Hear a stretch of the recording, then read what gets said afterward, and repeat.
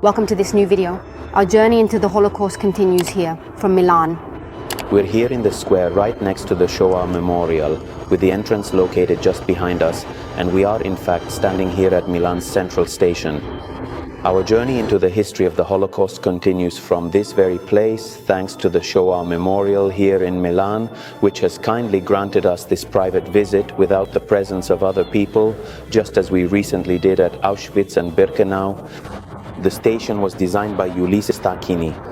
The innovation of this station is that two stations were created in the same place. An area dedicated to passenger transport on an elevated level, and a secondary area dedicated to commercial and predominantly postal transport. This area wasn't hidden, but it was in fact unknown to most. The area where the Milan Shoah Memorial stands today was in the past originally used for moving and organizing postal wagons. And between the years 1943 and 1945, during the period of the Second World War, it was the place where thousands of Jews as well as political opponents were forcibly loaded onto freight cars and then transported up to the track level above. The memorial is a work of conservative restoration, almost unique in Europe, one of the few that has remained intact, a place full of silence. What we see has been restored to its natural condition. Here we have a sort of ideal, emotional journey through the architectural installations. Before we begin, we'd like to kindly ask you for a simple favor. In 2022, we received over 4 million views right here on the channel, but only about 14,000 of you actually subscribed. Please subscribe to the channel so you don't miss out on future content about the Holocaust and much more.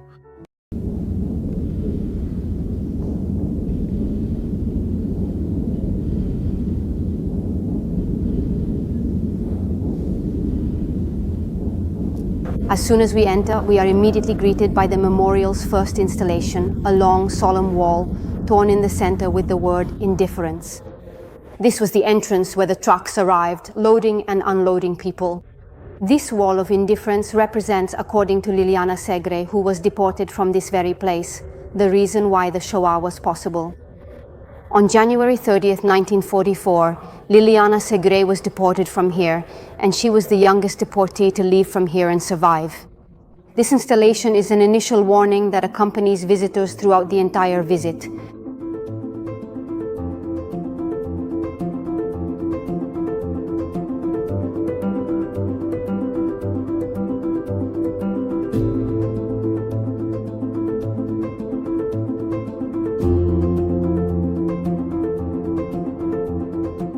As soon as we enter the space, just after passing the wall, we find that there is a moving ramp situated behind us, which actually serves to divide the wall of memory from the wall of real life. This division also implies a moment of remembrance and thoughtful reflection, with another moment instead specifically dedicated to real life and study.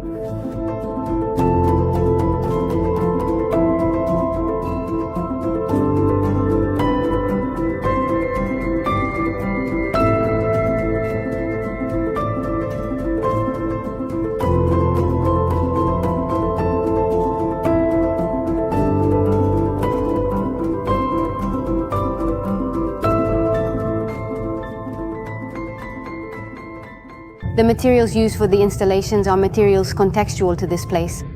We find iron, we find cement, we find the stones from the train tracks, and we find glass. Glass is the only thing that is missing. It was missing in that period because in the train cars there were no windows, in the doors there were no glass, and it is a clear signal to look beyond. The impressive thing is to hear the sounds of the tracks that run above us at the more known level, and to hear the rumble here in the middle of the silence of these trains that pass continuously. The observatory is this large and significant installation that truly symbolizes the deep wound, the immense pain and suffering that all the various deportees endured, not only the Jewish deportees, but also those of a political nature who were affected as well. In fact, this is a way to tell us, to help us better understand what these people suffered and endured. The main difference is that here, entire families of Jewish people came, while political prisoners arrived individually, with the further difference that political prisoners were then sent to labor camps in Germany and in Austria, while the Jews, the Jewish families, were sent directly to the extermination camps. Under the walkway, we find a symbolic bed of stones. It symbolizes both the stones from the train tracks and the Jewish custom of placing a stone to honor the dead.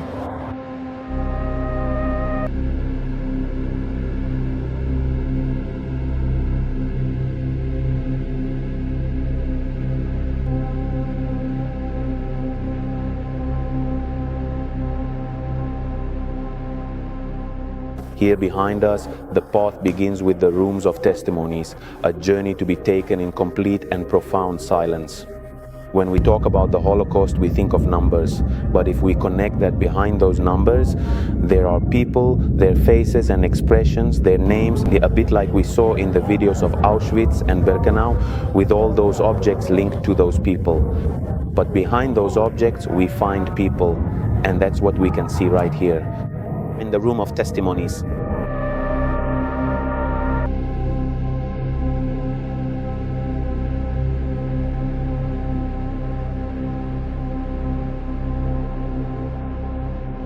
We are now at the deportation platform.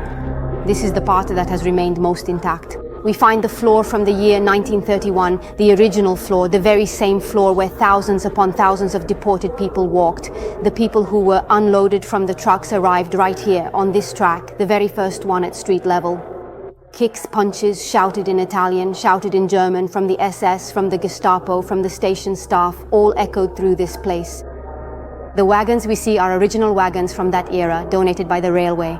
Prisoners were forcibly loaded onto them amidst screams, shouts, and the barking of dogs. On each car, normally used to transport 8 horses, about 80 people were crammed in. Women, men, the elderly, children, who would travel for days in inhumane conditions.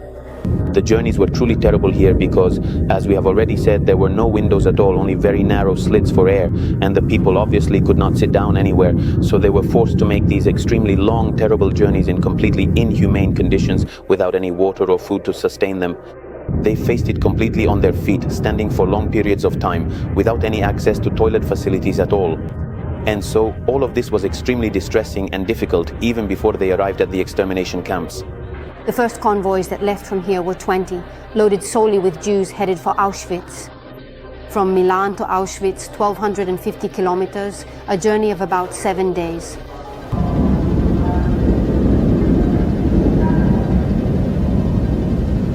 The subsequent transports were a mix of Jews, political prisoners, and dissidents.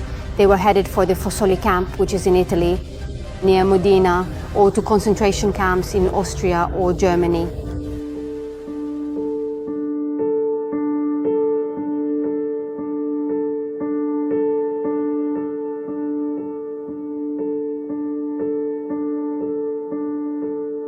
In this place, all of our senses are truly stimulated. We constantly hear the trains passing on the level above us. We hear the voices of people all around us. And right now, we also have good lighting in this space. But in reality, when people were brought here, pushed inside by force, they arrived in a place with no light. The environment was almost completely dark, and these people were plunged into the darkness, into the abyss where they were ultimately destined. 23 trains departed from here between December 6, 1943 and January 1945. Mostly Jews, but also partisans and political dissidents. The deportations didn't happen exclusively in this area, but took place at the same time as the loading and unloading of mail and the ordinary transport of people. The traverser and the wagon lift are among the technological innovations that were here. At the Milan station, in this area, there was a wagon depot. The wagons were taken one at a time, and the traverser carefully brought them to the track where the work was to be done. Once loaded, it was then picked up by the other traverser and brought to the wagon lift. Powered by a strong motor, it would bring the wagon to the surface, to an area used for assembling the convoys. This was a method unknown to the passengers above and even to the people who worked here. Once positioned at the departure platform, they were hooked to the convoys headed for Auschwitz, Birkenau, Mauthausen, and other extermination and concentration camps, or to Italian collection camps like those at Fossoli and Bolzano, and the Risiera di San Saba, which we've shown you before here on the channel. On December 6, 1943, the first convoy of prisoners departed. They were Jews. 169 people, of whom only 5 returned alive. On January 30th, 1944, the second one departed. Both were headed for Auschwitz and Birkenau. Only 22 of the 605 people who were forcibly deported that day tragically survived. Among them was Liliana Segre. At the end of the visit, we find the Wall of Names. The Wall of Names is an installation that acts as a contrast, right, to the Wall of Indifference, because behind the names there are people. It represents the list of Jewish deportees who left from Milan Central Station. The names of the dissidents, however, are missing. The names we find written in white are the people who did not return. The 27 names we find in orange are the names of the survivors.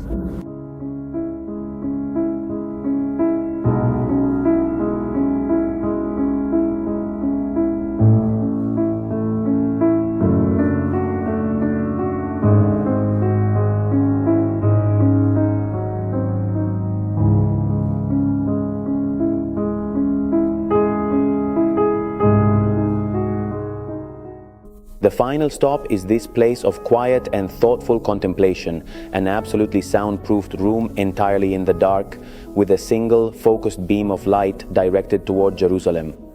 It stands as a powerful and enduring symbol to reinforce the value of memory, and, above all, it is a moment in which to reflect, to pray, or even to cry. They included this uncomfortable seating so one does not become complacent about the themes of the Holocaust. Earlier we said that all the senses are stimulated inside this installation, engaging visitors in a truly immersive experience. But in reality, the two senses that strike me most and leave the strongest impression are definitely hearing, because these tracks passing overhead are truly distressing and unsettling when you hear them go by, and above all, the smell. The smell of the wood, especially that of the train carriages, stands out in a distinctive and memorable way, lingering in the air and evoking strong emotions.